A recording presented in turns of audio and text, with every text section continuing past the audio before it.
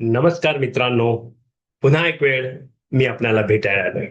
मित्रांनो, पुन्हा आज जो विचार आहे तो विचार व्हिजन याच मुख्य शब्दामधील आय अर्थात इन अंतर्गत दृष्टी यावरती आहे मित्रांनो.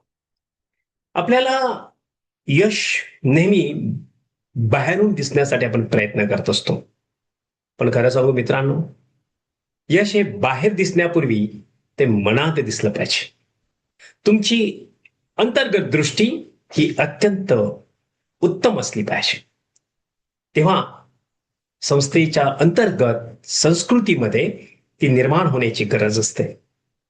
अनेक कंपन्या, अनेक संस्था, अनेक व्यवसाय बाह्य यशावर लक्ष केंद्रित करतात. त्यांची कदाचित फायनान्शियल ग्रोथ होते, अर्थात महसुलामध्ये वाढ होते, बाजारातील हिस्सा त्यांचा वाढतो, त्यांचे ग्राहकांचे काही समाधान आणि ब्रँडची प्रसिद्ध अर्थात जी काही त्याची व्हॅल्यू आहे, ती प्रतिष्ठा, हे सगळे परिणाम खऱ्या अर्थानं महत्वाचे आहे.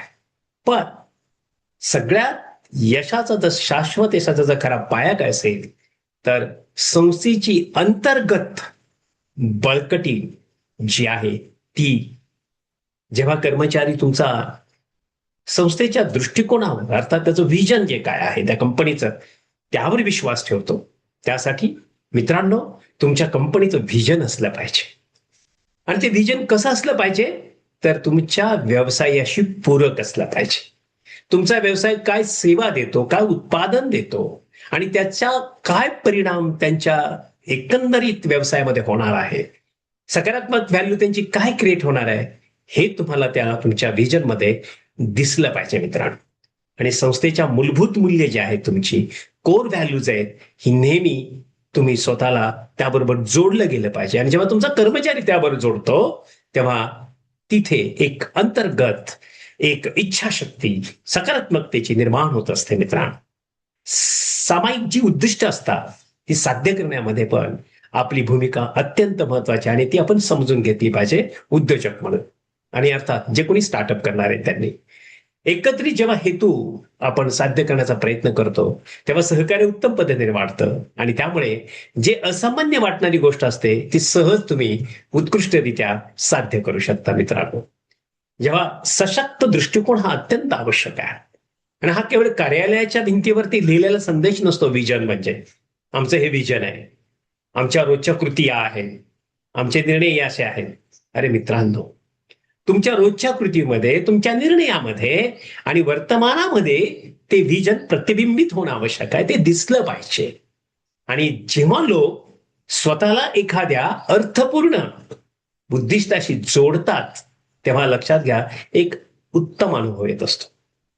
तेव्हा ते अधिक समर्पण करतात, सर्जनशीलता त्यांची वाढते आणि ते जबाबदारीने योगदान करतात. म्हणून ज्या कंपनीमध्ये, ज्या संस्थेमध्ये, ज्या व्यवसायामध्ये अंतर्गत एकात्मता असते आणि ती अलाईन असते, संरक्षण केलेलं असतं, त्यामध्ये ते लोक उत्तम पद्धतीने कार्य करत असतात. त्यावरती ते विश्वास ठेवतात, त्यांचा सहभाग वाढवतात मित्रांनो. आणि म्हणून उत्कृष्ट संस्कृती तिथे निर्माण होते.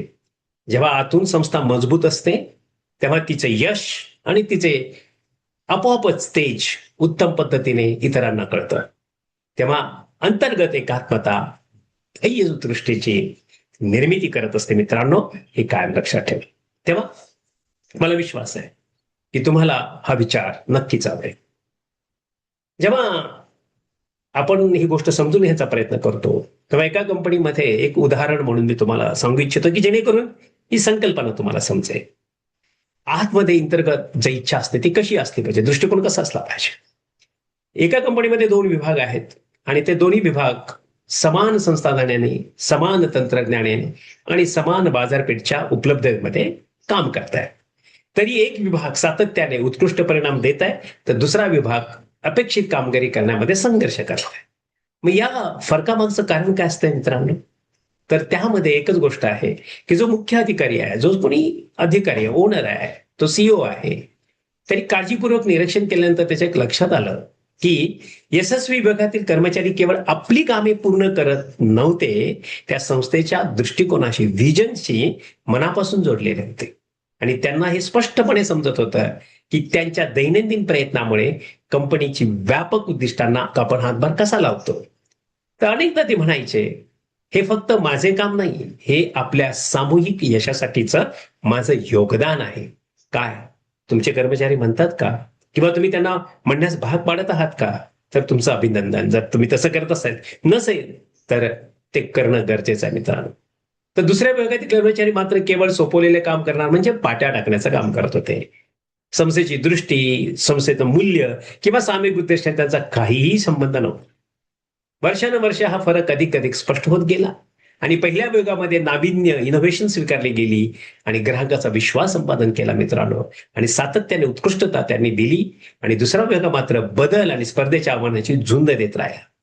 या क्षणी मग सीओ असेल, मालक असेल, त्याला एक उत्तम पद्धतीची शिकवण मिळते इथे, की यशाची निर्मिती प्रथम बाहेर होत नाही, ती आतून होते, लोकांमध्ये, संस्कृतीमध्ये आणि वचनबद्धतेमध्ये. तर तुम्ही त्या पद्धतीनं तुमचं काम चालू आहे का? तुमच्या कंपनीमध्ये अशा पद्धतीने तुम्ही करत आहात का? तर निश्चित मित्रांनो, तुमचे कर्मचारी निश्चित तुमच्यासाठी उत्तम योगदान करतील. त्यांचा दृष्टिकोन विश्वासानं वाढेल आणि तुमच्या संस्थेच्या मूल्याची ते जोडले जातील आणि एक समान उद्दिष्टानं ते एकत्रपणे कार्य करतील. तेव्हा असामान्य परिणाम सुद्धा शक्य होतात. तेव्हा अंतर्गत एकात्मताच बाह्य उत्कृष्टेची निर्मिती आहे मित्रांनो. तर चला मित्रांनो, आज एक विशेष करून शिकायला मिळालं असेल की संस्थेची खरी ताकद तिच्या लोकांमध्ये, त्यांच्या दृष्टिकोनावरील विश्वासामध्ये आणि सामायिक उद्दिष्टांप्रती असलेल्या वचनबद्धतेमध्ये असते. जेव्हा संस्थेची दृष्टी खऱ्या अर्थानं कर्मचाऱ्याच्या मनामध्ये येते आणि हृदयामध्ये जिवंत राहते, तेव्हा यश आपोआपच त्यांचा पाठपुरावा करतं. काय मित्रांनो, मग आजचा विचार तुम्हाला आवडला ना? खरंच आहे की जर तुम्हाला अशा पद्धतीचे कार्यसंस्कृती निर्माण करायची असेल, अशा पद्धतीने तुमचे उद्दिष्ट तुम्हाला जर गाठायचे असतील, तर निश्चित तुम्हाला काही अडचणी असतील तर माझ्याशी संपर्क करा.